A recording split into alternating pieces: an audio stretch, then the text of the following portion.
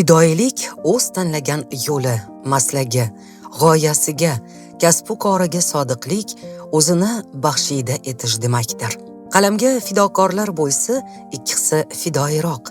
O'zgalar dardi bilan yashash, ular uchun kurashish, haqiqat tomonida turish mas'uliyati ehtimol yana ham kattaroq kuch berar. 45 yil. Shu yillarni jurnalistikaga bag'ishlash, unda yashash, unda yonish Marusa Pa kabi insonlarning qismatidir.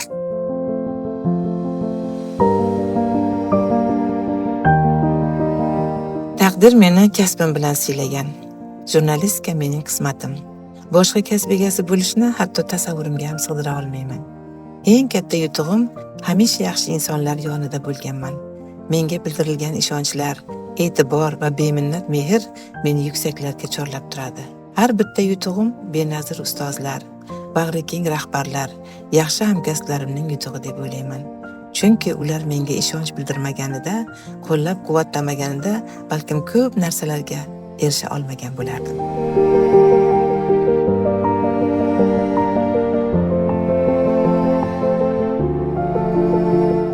Marusa Hosilova samarali ijodi, tashkilotchiligi, huquqiy mavzularni yoritishdagi hozir javobligi tufayli adliya idoralari bilan hamkorlikda aholining huquqiy bilim va huquqiy madaniyatini oshirishga o'z hissasini qo'shmoqda.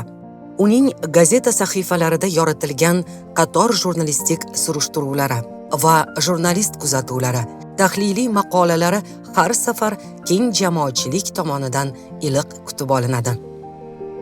Kimlarningdir muammosini hal qilishga, og'irini yengil qilishga ozgina bo'lsa ham yordam bera olgan bo'lsam, o'zimni g'oyatda baxtiyor his qilaman.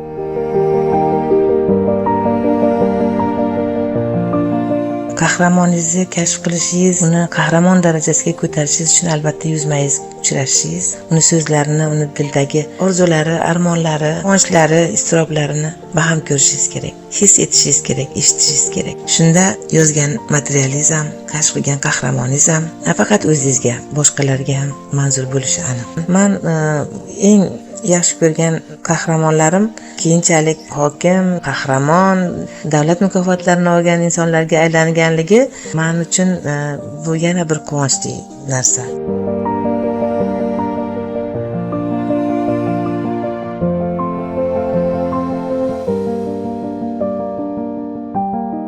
Marusa Hosilovaning jurnalistika sohasidagi xizmatlari davlatimiz tomonidan munosib taqdirlangan.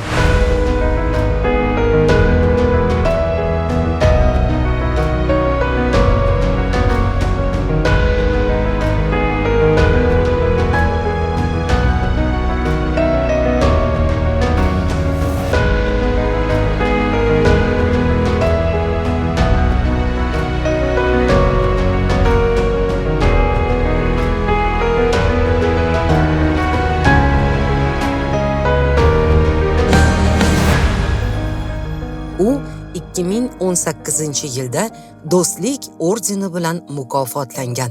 2019-yilda Oltin qalam mukofotining xalqaro nominatsiyasi.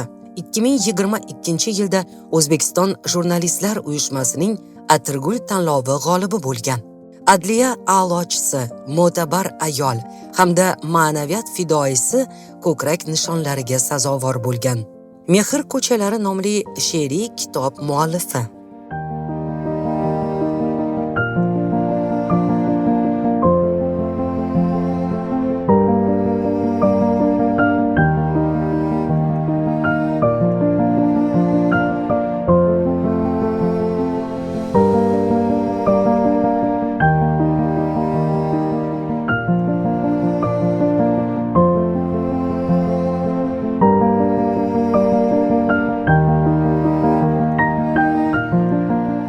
Har bir tongni tabassum bilan kutib olaman.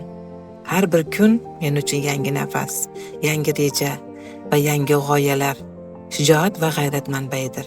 Ishxonaga xuddi bayramga kelayotgandek kelaman. Bu baxt, kasbimni sevaman. Bu men uchun katta sharaf. Taqdirdan behad minnatdorman.